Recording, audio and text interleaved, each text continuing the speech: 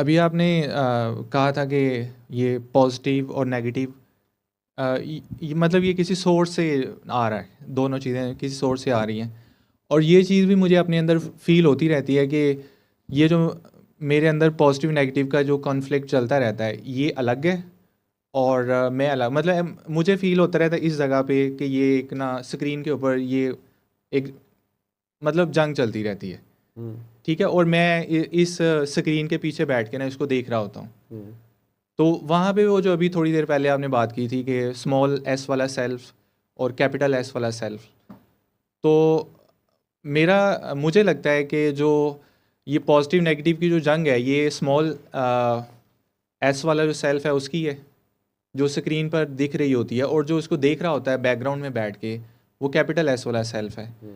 और वही capital S वाला जो सेल्फ है वो उसको ना पॉजिटिव से गर्ज है ना नेगेटिव से उसे गर्ज किसी है। से गर्ज नहीं है। वो सोर्स है, वो आराम से बैठ के पीछे देख रहा होता है। वो सोर्स ऑफ पॉजिटिव एनर्जी है, नेगेटिव एनर्जी है ही नहीं है।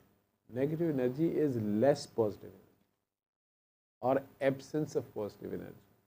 जिस तरह अंधेरा एज सच कुछ नहीं है, absence of light is darkness. Exactly मैं यही कहना ठीक चाह है। रहा था।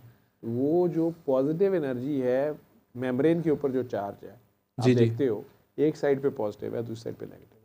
वो पॉजिटिव कम होता जा रहा है तो नेगेटिव फिर उसमें उस जगह पे नेगेटिव आता जाएगा। लाइट कम होती जा रही तो डार्कनेस आ रही है।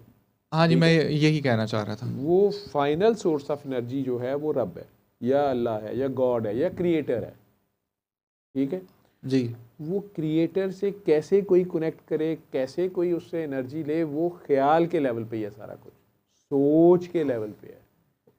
अगर आप उसमें बिलीव करते हैं तो आप जहाज़ गिरते हुए भी, एक एथिस्ट जो है वो भी ओ माई गॉड की आवाज़ें लगा रहा है, अनइंटेंशनली लगा हुआ है।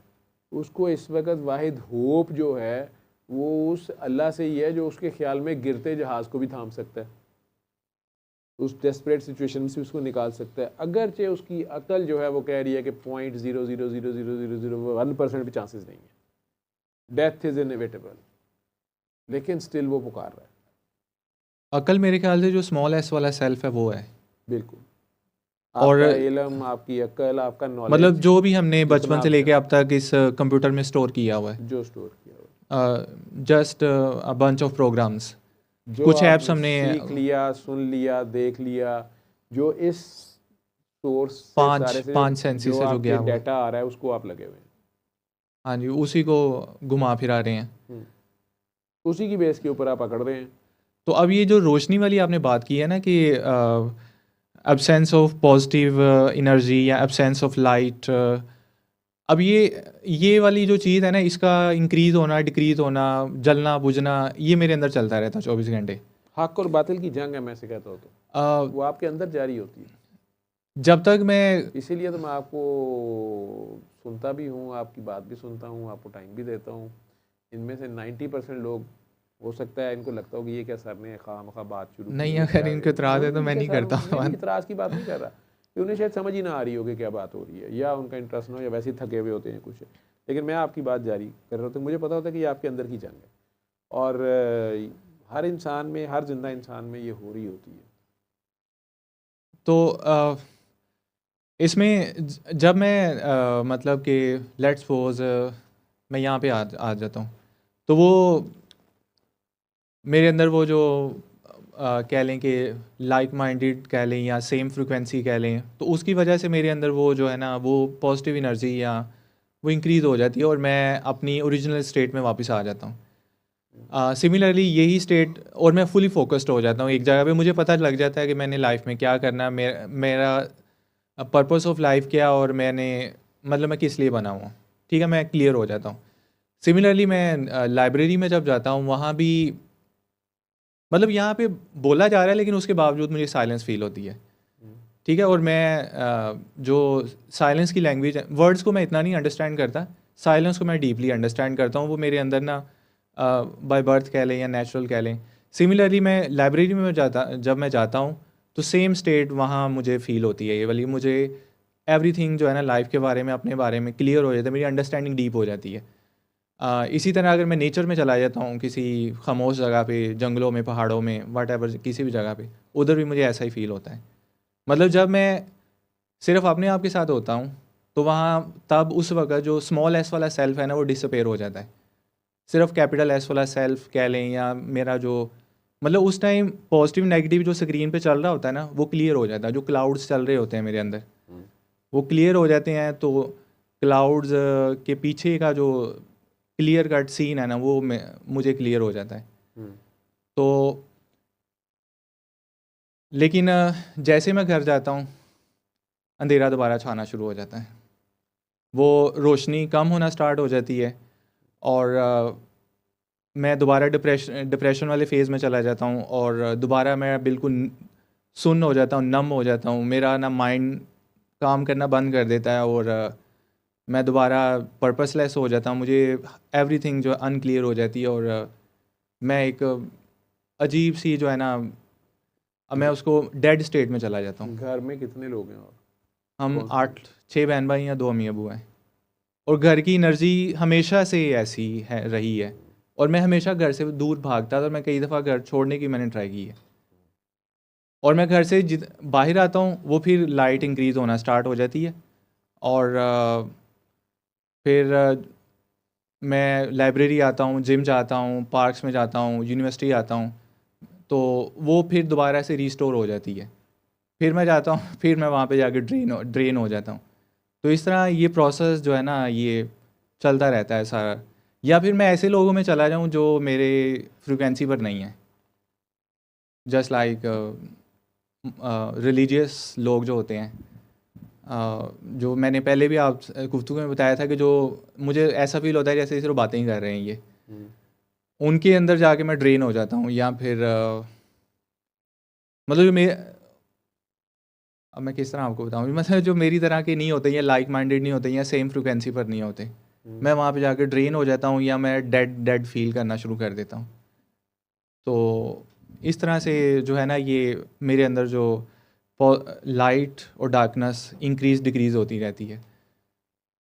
तो जब तक मैं अपने अंदर जो सोर्स है उसके साथ जुड़ा रहता हूँ, वो साइलेंस में जुड़ता हूँ मैं जाके, तब तक मैं ठीक रहता हूँ, एवरीथिंग इज़ फाइन। और उस टाइम कोई मसला नहीं है, कोई डिप्रेशन नहीं है, कोई स्ट्रेस नहीं है, कोई फियर नहीं है। लेकिन जैसे ही मैं दोबारा जाता हूँ लोगों में तो दोबारा मेरे ऊपर ये नेगेटिविटी डोमिनेट हो जाती है।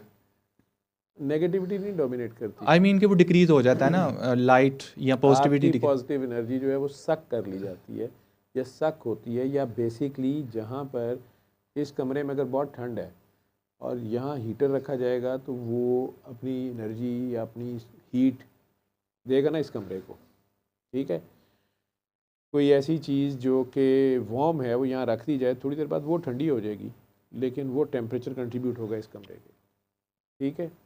इसी तरह अगर आपके पास वो पॉजिटिव एनर्जी है, वो कनेक्शन है, या आपको सोर्स ऑफ एनर्जी अवेलेबल है, या आपके पास कॉन्टीन्यूस फ्लो ऑफ एनर्जी है, उस लेवल का प्योर सोर्स ऑफ एनर्जी या एनर्जी जो उन्हें सुकून देता है, तो वो रूहें आपको चिपक, यूँ कह लें कि आपकी तरफ अट्रैक्ट होती हैं, आपसे वो एनर्जी लेने की या आपसे एनर्जी सक करने की कोशिश करती हैं।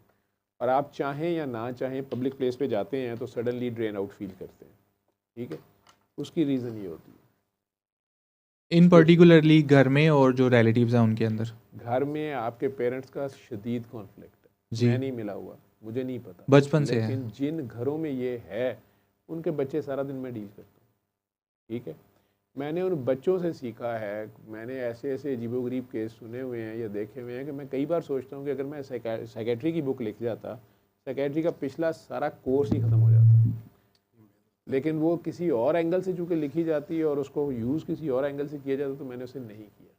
लेकिन मेडिकल साइंस के पास फ़िलहाल शिज़ोफ्रेनिया या बाइपोलर डिसऑर्डर या मैनिया ओसीडी का इलाज नहीं है, बस दवाइयाँ दी जाती हैं और उन्हें उसे किसी तरह कंट्रोल करने की कोशिश की जाती है। बॉडी के चंद न्यूरोट्रांसमीटर्स हैं उनको बैलेंस करने की कोशिश की जाती है, फाइन ट्यूनिंग करने की कोशिश की जाती है, लेकिन उनकी रीज़न्स यही समझी जाती हैं कि अच्छा कोई इमोशनल ट्रॉमास होंगे, ये होंगे, इस तरह की चीज़ें चार्ट आउट तो की गई हैं। लेकिन उसमें माँ बाप का कितना ज़्यादा इम्पोर्टेंट रोल है। इस हद तक कि अगर माँ बाप के कमरे में 2 साल से ज़्यादा उम्र का, 2.5 साल से 3 साल की उम्र का बच्चा सो रहा है और माँ बाप रात को आप आपस में एक दूसरे के करीब आते हैं या इंटरकोर्स करते हैं, वट चाहे लाइट ऑफ है, बच्चा सोया हुआ है, उसने नहीं देखा उस सीन को, वो उन दोनों की वो वाली एनर्जी उसको पॉजिटिव वे में इफेक्ट नहीं करती, नेगेटिव करती है।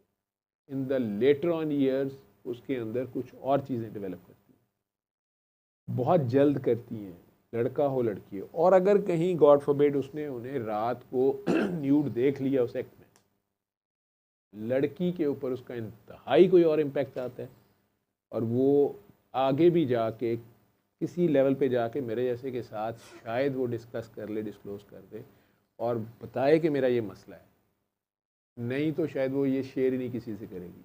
और लड़का होगा तो वो बड़ा होके आके उसके लिए भी इसको शेयर करना, डिस्कस करना एक वैसे ही टैबू है हमारी सोसाइटी में, और ख़ुद उसको नहीं पता होता कि ये उस बैकग्राउंड की वजह से मैं आज यहाँ खड़ा हूँ। इसी तरह और मुख्तलिफ चीज़ें हैं। माँ बाप की लड़ाई की है, एक तो वो तो एक एक्ट है ना, उसके अलावा उनकी लड़ाई है, कॉन्टीन्यूस उनका जो कॉन्फ्लिक्ट है। फिर जॉइंट फैमिली सिस्टम के ख़िलाफ़ हमारी सोसाइटी में इस तरह के बच्चे बहुत ज़्यादा हैं कि उनके ख़िलाफ़ होते हैं या वो कहते हैं कि ये होना नहीं चाहिए क्योंकि उन्होंने इससे सफ़र किया होता है। उसके बहुत से फ़ायदे भी हैं लेकिन बहरहाल कुछ नुकसान भी होते हैं। लेकिन फिर उससे ज़्यादा वो अकेले घर जहाँ पे उनके पेरेंट्स रह रहे थे, सिर्फ वो रह रहे थे, कोई जॉइंट फैमिली सिस्टम नहीं था, लेकिन उनके ख़्याल में उनकी फूफी का या खाला का या मामू का या नाना का या दादा का इंटरफेरेंस बहुत ज़्यादा था, और ये चीज़ उनमें कन्वे करने वाला भी बाप या माँ होता है। ये सारा कॉन्फ्लिक्ट जो है ये लेटर ऑन लाइफ में किस किस्म की उसकी पर्सनैलिटी जनरेट करता है, ये माँ बाप को पता हो तो शायद वो अपने घरों को बच्चों के लिए जन्नती बना के रखें, लेकिन ऐसा होता नहीं है या फ़िलहाल फौरी तो नहीं हो सकता। ये ज़रूर हो सकता है कि बच्चों को स्कूल में जो कोर्स है उसको अगर रिव्यू किया जाता है या चंद स्कूल इस सारे काम को लेके चलते हैं तो आहिस्ता आहिस्ता आहिस्ता आहिस्ता पूरी नेशन का मिजाज जो है वो एक रंग में ढाला जा सकता है। सल्ले अला सल्ले अला सल्ले अला सल्ले अला सल्ले अला शफीना सल्ले अला